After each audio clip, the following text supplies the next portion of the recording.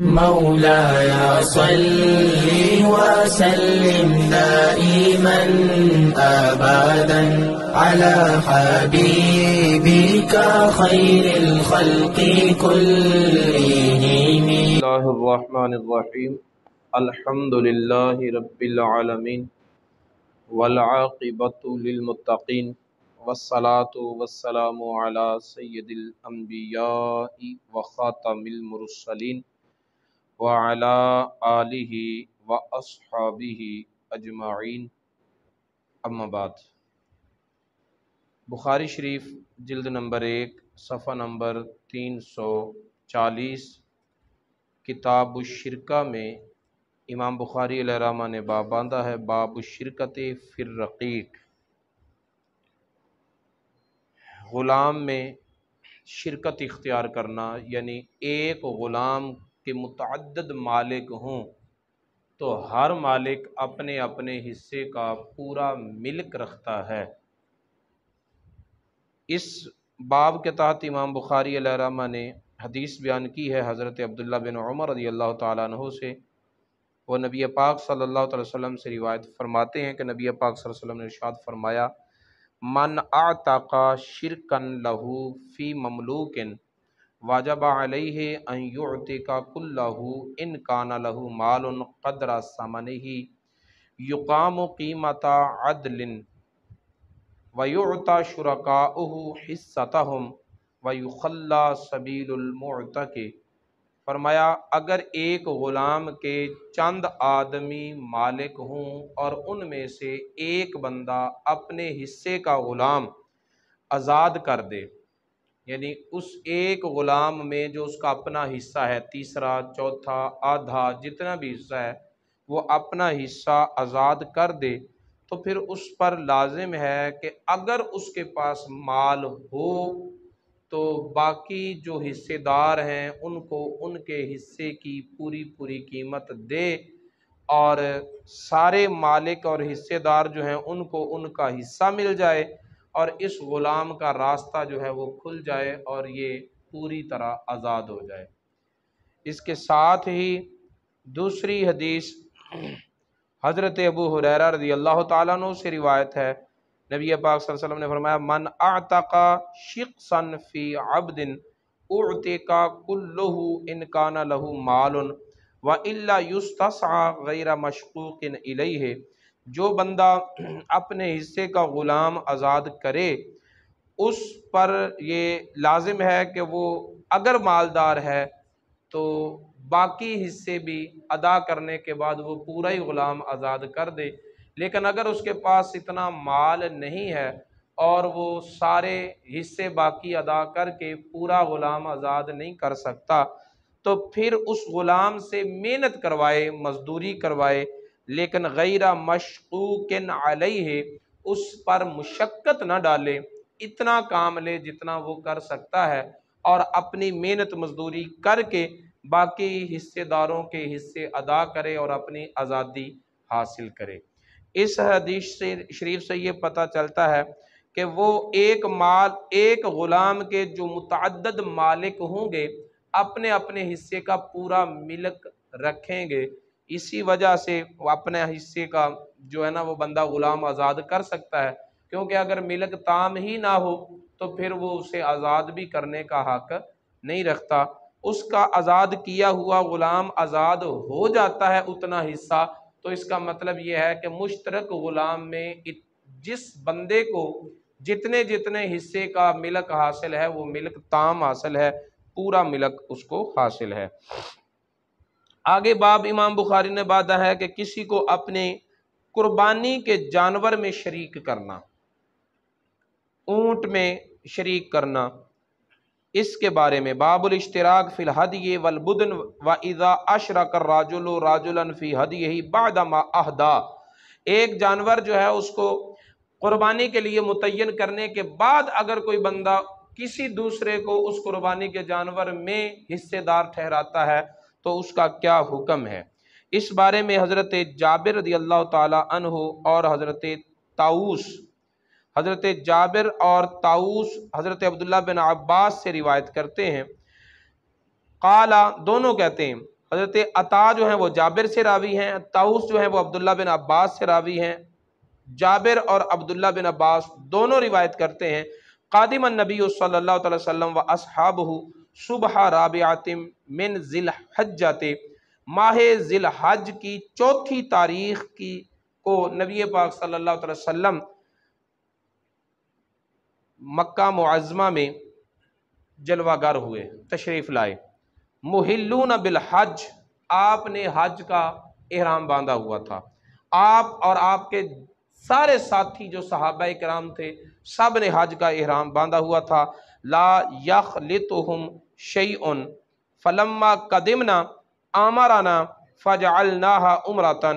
جب ہم مکہ معظمہ میں داخل ہو گئے تب نبی پاک صلی اللہ تعالیٰ علیہ وآلہ وسلم نے حکم فرمایا کہ احرام حج کے لیے باندھا ہوا ہے، لیکن تم ایسے کرو، عمرہ کرو اور احرام کھول دو۔ جس کسی نے حرم میں قربانی کا جانور نہیں بھیجا وہ لوگ عمرہ کریں اور احرام کھول دیں، جنہوں نے قربانی کا جانور، ہدی کا جانور بھیجا ہے تو وہ احرام نہ کھولیں۔ نبی پاک صلی اللہ تعالیٰ علیہ وآلہ وسلم نے خود بھی قربانی کا جانور ہدی جو تھا وہ حرم کعبہ کی طرف ساتھ لائے تھے، اس لیے نبی پاک صلی اللہ علیہ وسلم نے خود احرام نہیں کھولا۔ جن جن صحابہ نے قربانی کا جانور ساتھ نہیں لیا تھا ان کو حکم دیا کہ احرام کھول دیں عمرہ کرنے کے بعد۔ وَأَن نَحِلَّ إِلَى نِسَائِنَا، اور یہ بھی حکم دیا کہ احرام کھول کر پوری طرح کھول دینا ہے، ساری پابندیاں احرام کی ان سے نکل آنا ہے باہر، حتیٰ کہ اپنی بیویوں کے ساتھ جمع بھی کرو۔ فَفَشَتْ فِي ذَلِكَ الْقَالَةُ، یہ بات تو مشہور ہو گئی۔ مشہور ہونے کی وجہ کیا تھی؟ وجہ یہ تھی کہ حج کے دنوں میں عمرہ کرنے کو اہل مکہ زمانہ جاہلیت سے لے کر آج تک حرام سمجھتے تھے، حج کے دنوں میں عمرہ نہیں ہو سکتا۔ نبی پاک صلی اللہ علیہ وسلم نے اس گمان کو اور اس عقیدے کو ختم کرنے کے لیے اپنے صحابہ کو حکم دیا کہ تم حج کا احرام باندھے ہوئے ہو، عمرہ کرو، عمرہ کر کے احرام کھول دو، تاکہ یہ رسم، یہ باطل عقیدہ مسترد ہو جائے کہ حج کے دنوں میں عمرہ نہیں کیا جا سکتا، اور اس کی جگہ یہ عقیدہ جگہ لے لے کہ حج کے دنوں میں بھی عمرہ کیا جا سکتا ہے، بلکہ حج کا احرام باندھ کر عمرہ کیا جا سکتا ہے۔ ایک احرام میں حج اور عمرہ دونوں عبادتیں اکٹھی کی جا سکتی ہیں۔ نبی پاک صلی اللہ علیہ وسلم نے خود بھی جو احرام باندھا تھا حج کے لیے اس میں عمرہ بھی فرمایا، لیکن احرام اس لیے نہیں کھولا کہ ہدی کا جانور ساتھ لائے ہوئے تھے، اور حکم یہ تھا کہ جو جانور لے کر آیا ہے وہ احرام میں رہے، جو جانور نہیں لے کر آیا وہ عمرہ کرے اور احرام کھول دے۔ باتیں عام ہونے لگی۔ حضرت عطا کہتے ہیں کہ حضرت جابر رضی اللہ تعالیٰ عنہ نے کہا فَيَرُوحُ أَحَدُنَا إِلَى مِنَا وَذَاكَرَهُ يَقْطُرُ مَنِيًّا، ہم میں سے کوئی ایک مینا کی طرف جا رہا ہوتا تھا تو اس پر تازہ جمع کرنے کے اثرات ہوتے تھے، کہ وہ معلوم ہو رہا ہوتا تھا کہ یہ اپنی بیوی سے ابھی ابھی جمع کر کے آیا ہے۔ یہ باتیں جب لوگوں میں عام ہوئیں اور ان باتوں کو لوگوں نے یعنی بدل نخواستہ زبانوں پر لائے کہ یہ کیا ہوا، حج کے دنوں میں عمرہ اور عمرے کے بعد احرام کھول دیا گیا، بالغ ذالک النبی صلی اللہ علیہ وسلم، یہ بات رسول اللہ صلی اللہ علیہ وسلم تک پہنچی۔ جب نبی پاک صلی اللہ علیہ وسلم کو پتہ چلا کہ لوگ اس طرح کی باتیں کر رہے ہیں، یہ جو اجازت دی گئی ہے تو اس کا تو ایک عجیب سا چرچا ہونے لگا ہے۔ فقام خطیبا، نبی پاک صلی اللہ علیہ وسلم خطاب فرماتے ہوئے کھڑے ہو کر آپ نے خطبہ دیا۔ فقال بلغنی ان اقواما یقولون کذا و کذا، مجھے یہ بات پہنچی ہے کہ لوگ ایسے ایسے باتیں کر رہے ہیں۔ فرمایا واللہ لَأَنَا أَبَرُّ وَأَتْقَى لِلَّهِ عَزَّ وَجَلَّ مِنْهُمْ، اللہ کی قسم میں پوری انسانیت میں سب سے بڑا متقی ہوں اور سب سے زیادہ نیکوکار ہوں۔ نبی پاک صلی اللہ علیہ وسلم نے خطبہ حجۃ الوداع کے موقع پر خطاب کرتے ہوئے اپنی شان بیان فرمائی، اپنی عظمت بیان فرمائی، اور بتایا کہ سب سے زیادہ نیکوکار میں ہوں، سب سے بڑا متقی بھی میں ہوں۔ پتہ یہ چلا کہ مجمع میں موضوع باندھ کر نبی پاک صلی اللہ علیہ وسلم کی عظمت اور شان بیان کرنا، یہ خود رسول اللہ صلی اللہ علیہ وسلم کی سنت ہے۔ نبی پاک صلی اللہ علیہ وسلم کی عظمت بیان کرنا رسول اللہ صلی اللہ علیہ وسلم کی سنت ہے۔ فرمایا لو انی استقبلت من امری مستدبرت ما اهدیت، فرمایا جس امر کی طرف میں اب متوجہ ہوا ہوں، اگر اس سے پہلے میں اسی امر کی طرف متوجہ ہوتا تو قربانی کا جانور ساتھ لے کے ہی نہ آتا، میں بھی تمہاری طرح احرام کھول دیتا، میں خود بھی کھول دیتا، تمہارے کھلوائے ہیں اپنا احرام بھی کھول دیتا، اگر میری توجہ اس امر کی طرف پہلے ہوتی جس امر کی طرف توجہ میری اب ہوئی ہے۔ اور وہ توجہ کیا تھی کہ لوگ حج کے دنوں میں عمرہ کرنے کو حرام سمجھتے تھے، اور نبی پاک صلی اللہ علیہ وسلم کی نبوت کی ذمہ داری تھی کہ جو باطل عقیدہ ہے اسے ختم کیا جائے، اور جو حق عقیدہ ہے اسے اس کی جگہ پر لوگوں کے دل و دماغ میں راسخ کیا جائے۔ فرمایا اگر اس کے ساتھ ولولا انی معی الہدی لاحللت، اگر میرے ساتھ ہدی کا جانور نہ ہوتا میں بھی حلال ہو جاتا، میں بھی احرام کی پابندیوں سے نکل آتا۔ سراقہ بن مالک بن جعشم رضی اللہ تعالی عنہ کھڑے ہو کر کہنے لگے یا رسول اللہ ہے لنا او للابد، یہ جو حج کے دنوں میں عمرہ کرنے کی اجازت ہے صرف ہمارے لیے ہے یا ہمیشہ ہمیشہ کے لیے ہے؟ اب یہ حضرت سراقہ بن مالک کا سوال بتاتا ہے کہ واقعتاً لوگوں کے دل و دماغ میں ایسی خلش، ایسا عقیدہ، ایسا ذہن، ایسا نظریہ تھا جس کی تردید کے لیے نبی پاک صلی اللہ علیہ وسلم نے یہ حکم ارشاد فرمایا۔ تو رسول اللہ صلی اللہ علیہ وسلم نے فرمایا لا بل للابد، صرف ہمارے لیے نہیں بلکہ ہمیشہ ہمیشہ کے لیے یہ قانون ہے کہ اگر کوئی حج کے دنوں میں عمرہ کرنا چاہے تو اس کے لیے عمرہ کرنا جائز ہے، ناجائز نہیں ہے۔ قال، راوی کہتے ہیں جاء علی بن ابی طالب، حضرت علی بن ابی طالب حاضر خدمت ہوئے، گئے کہاں تھے؟ ان کو نبی پاک صلی اللہ علیہ وسلم نے یمن کی طرف بھیجا تھا خمس وصول کرنے کے لیے، تو خمس کے جانور وغیرہ لے کر، مال لے کر نبی پاک صلی اللہ علیہ وسلم کی بارگاہ میں حاضر ہوئے۔ حضرت علی بن ابی طالب جب نبی پاک صلی اللہ علیہ وسلم کی بارگاہ میں آئے تو فقال احدہما، ان دونوں میں سے ایک نے کہا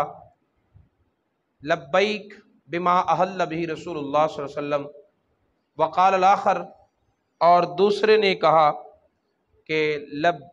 لبیک بحجۃ رسول اللہ صلی اللہ علیہ وسلم۔ حضرت علی نے جب احرام باندھا نا تو اپنی کوئی نیت نہیں کی کہ میں احرام حج کا باندھ رہا ہوں یا میں احرام عمرے کا باندھ رہا ہوں، نہیں، احرام باندھتے ہوئے نیت کیا کی کہ جس نظریے سے، جس نیت سے رسول اللہ نے احرام باندھا ہے اسی نیت سے میں احرام باندھتا ہوں۔ احرام باندھنے کی نیت دیکھیں کیسے کی حضرت علی نے۔ اور ان کے ساتھ ایک اور شخص تھا جو حضرت علی کے ساتھ آیا تھا، تو انہوں نے کہا کہ نبی پاک نے حج کا احرام باندھا ہے، میں نے بھی حج کا باندھا ہے۔ حضرت علی رضی اللہ تعالیٰ عنہ نے یہ بھی وضاحت نہیں کی، کہا جس نیت سے رسول اللہ نے حج احرام باندھا ہے اسی نیت سے میں احرام باندھتا ہوں۔ فامر النبی صلی اللہ علیہ وسلم ان یقیم علی احرامہ، تب حضرت علی رضی اللہ تعالیٰ عنہ کو نبی پاک صلی اللہ علیہ وسلم نے فرمایا کہ اگر تو اسی نیت پر احرام باندھتا ہے جس نیت پر میں نے احرام باندھا ہے تو پھر عمرہ کر کے احرام نہ کھولنا، ٹھیک ہے؟ کیونکہ میں ہدی کا جانور ساتھ لے کے آیا ہوں، میں نے ایک ہی احرام میں عمرہ بھی کیا ہے، اسی احرام میں حج کروں گا، یعنی میں قارن ہوں، اس کو حج قران کہتے ہیں۔ ایک احرام میں عمرہ بھی کرنا اور حج بھی کرنا، اس کو حج قران کہتے ہیں۔ بعض نے کہا کہ نبی پاک صلی اللہ علیہ وسلم نے حج مفرد کیا تھا کہ صرف حج کیا تھا، عمرہ نہیں کیا تھا۔ اگر حج مفرد ہوتا تو پھر احرام کھولنے سے کوئی چیز مانے نہیں تھی، پھر آپ احرام کھول دیتے۔ اور اگر آپ نے حج تمتع کیا تھا تو بھی احرام کھولنا بنتا تھا، کیونکہ حج تمتع کا مطلب ہوتا ہے کہ بندہ ایک سفر میں دو عبادتیں کرے، پہلے عمرہ کرے، عمرے کا احرام کھول دے، پھر حج کا احرام دوبارہ باندھے۔ نبی پاک صلی اللہ علیہ وسلم نے دوبارہ احرام نہیں باندھا، ایک ہی احرام سے عمرہ بھی کیا، اسی احرام سے حج بھی کیا، جس سے یہ پتہ چلا کہ نبی پاک صلی اللہ علیہ وسلم نہ مفرد تھے اور نہ ہی متمتع تھے، بلکہ نبی پاک صلی اللہ علیہ وسلم قارن تھے کہ آپ نے ایک احرام میں 2 عبادتیں عمرے اور حج والی ادا فرمائیں۔ حضرت علی رضی اللہ تعالیٰ عنہ کو فرمایا کہ اب تو بھی اپنے احرام پر باقی رہ کے کہ تو نے نیت میرے والی کی ہوئی ہے، تو میرا احرام بھی باقی رہے گا، حضرت علی کا احرام بھی باقی رہے گا۔ تو نبی پاک صلی اللہ علیہ وسلم تو اپنی قربانی کا جانور ساتھ لے کے آئے تھے، حضرت علی کو اپنے احرام میں شامل کر لیا، تو حضرت علی تو قربانی کا جانور ساتھ نہیں لائے تھے۔ فرمایا اشراکہ فی الہدی، نبی پاک صلی اللہ علیہ وسلم نے صرف اپنے احرام میں ہی شریک نہیں کیا بلکہ اپنی قربانی میں بھی حضرت علی کو ساتھ شامل کر لیا۔ تو فرمایا جو جانور قربانی کا میں لے کر آیا ہوں اسی میں قربانی تیری بھی ہو جائے گی۔ تو حضرت علی رضی اللہ تعالیٰ عنہ کو نبی پاک صلی اللہ علیہ وسلم نے اپنی قربانی کے جانور میں ساتھ شریک کیا، جس سے امام بخاری کا بادہ ہوا باب اور موضوع جو ہے اس پر یہ استدلال قائم ہو گیا کہ ایک بندہ قربانی کا جانور لیتا ہے، اس میں متعدد حصے ہیں لیکن وہ اکیلے ہی لے لیتا ہے، اور قربانی کی نیت سے لینے کے بعد کسی کو اگر اس جانور میں شریک کرتا ہے تو وہ کرنا جائز ہے۔ اللہ رب العزت کی بارگاہ میں دعا ہے نبی پاک صلی اللہ علیہ وسلم کی تعلیمات کو سیکھنے اور ان پر عمل پیرا ہونے کی توفیق عطا فرمائے۔